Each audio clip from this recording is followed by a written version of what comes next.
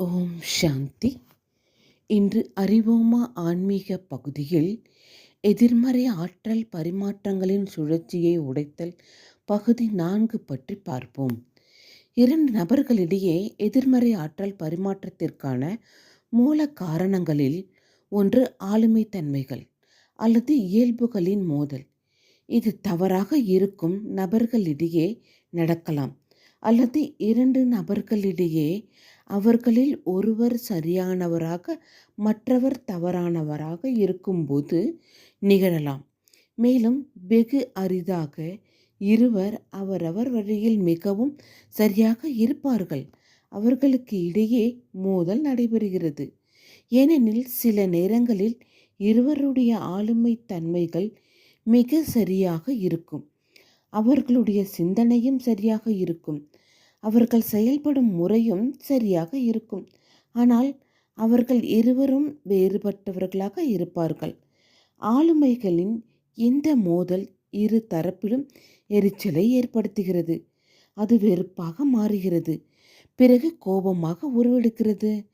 இரு தரப்பையும் காயப்படுத்துகிறது. இதை எவ்வாறு சரி செய்வது? இதற்கான ஒரு முக்கியமான முறை அகங்காரத்தை தியாகம் செய்வதாகும்.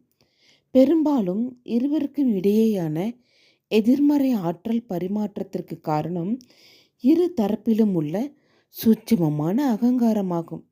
இது அவர்களில் ஒருவர் தனது அகங்காரத்தை தியாகம் செய்யும்போது முடிவடைகிறது.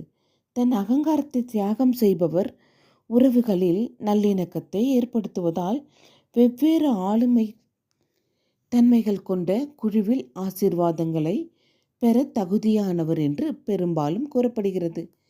அகங்காரத்தை தியாகம் செய்பவர் தன்னுடன் இருக்கும் ஒரு குறிப்பிட்ட நபருடனான எதிர்மறை ஆற்றலின் பரிமாற்றத்தை முடிவுக்கு கொண்டு வர வேண்டிய பொறுப்பு உள்ளது என்பதை உணரும் அளவிற்கு முதிர்ச்சியும் பணிவும் நிறைந்தவராக இருப்பார்.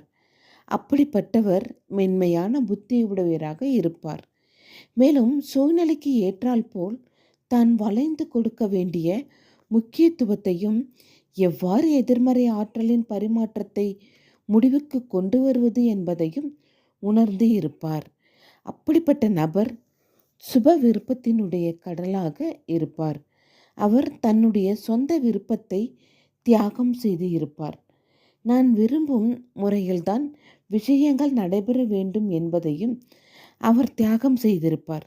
மேலும் பிறருடைய விருப்பத்திற்கு முதலிடம் கொடுப்பார்.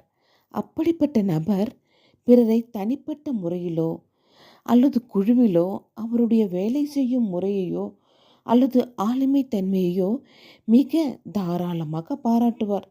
அப்படிப்பட்ட மனிதர் யாருடன் எதிர்மறை ஆற்றலை பரிமாற்றம் செய்தாரோ அவருக்கு ஆசிரியராகவும் நண்பராகவும் ஆகிவிடுகிறார். மேலும் ஆற்றலினுடைய எதிர்மறை பரிமாற்றத்தை முடிவுக்கு கொண்டு வருவதற்கு தான் ஒரு கருவியாகவும் மாறுகிறார். ஓம் சாந்தி.